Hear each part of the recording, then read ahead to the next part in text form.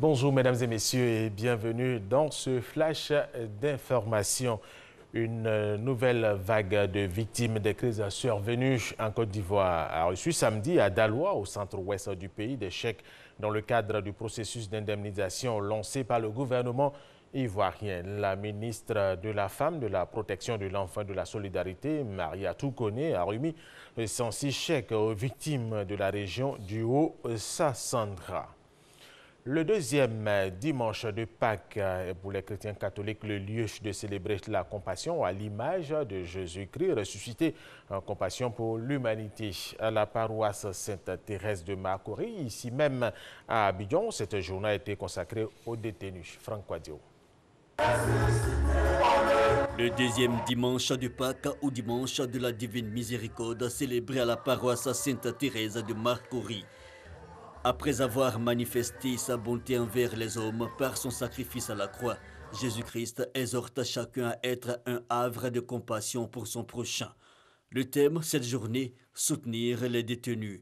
Pour l'évêque d'Odiéné officiant pour l'homélie, la symbolique de la prison, ce n'est pas que l'enfermement entre quatre murs, elle dénote aussi de l'état d'esprit. Autrement dit, certaines personnes sont reclues dans certaines prisons, consciemment ou inconsciemment. Par exemple, j'ai parlé de la paresse des jeunes. Donc, je voudrais qu'ils sortent effectivement de cette prison de paresse, cette prison d'oisiveté, cette prison où effectivement, n'est-ce pas, qui les conduit effectivement au gain facile. Nous parlons aussi de la prison de l'arrogance. Certains individus effectivement s'enferment dans leur arrogance et n'ont aucun respect. Ils se croient au-dessus des lois comme des intouchables qui referment leurs mains au lieu de l'ouvrir pour aider les autres là. La prison du cœur, des sentiments, mais aussi celle reflétant nos réalités. L'officiant appelle à soutenir les détenus dans l'univers carcéral. En Côte d'Ivoire, selon lui, plus de 16 000 personnes sont détenues dans les 34 prisons du pays, dont en vivre et non-vivre. Prière et adresse aux autorités pour l'amélioration du quotidien de ces détenus ont rythmé la cérémonie. Une cérémonie d'ailleurs fort instructive selon les fidèles. Moi, ce que je peux faire, c'est prier pour les prisonniers. Et je prie Dieu pour que j'ai l'occasion, avec les sœurs et frères, pour pouvoir leur rendre visite aussi. Le dimanche de la miséricorde, rappelons-le, est un acte institué en l'an 2000, le dimanche après Pâques par le pape Jean-Paul II. L'objectif est simple, amener le monde à la miséricorde, à l'exemple du Christ.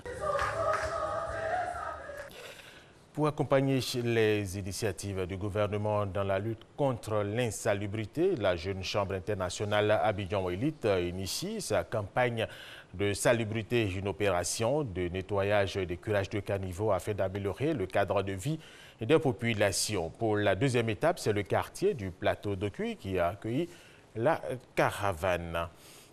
Hors de la Côte d'Ivoire, en Centrafrique, un camp de base des casques bleus égyptiens et jordaniens de la MINUSCA a été attaqué hier nuit à Bangui. Les militaires onusiens ont riposté à cette attaque avec la manière. Il n'y a pas de bilan disponible, en tout cas pour le moment, mais cela a provoqué une tension supplémentaire dans la ville qui a connu des violences dans la journée. De nombreux habitants croyaient qu'il s'agissait d'un coup d'État parce que l'attaque a eu lieu non loin de la résidence du président Touadéra, mais il n'en est rien. C'était une attaque contre un camp militaire.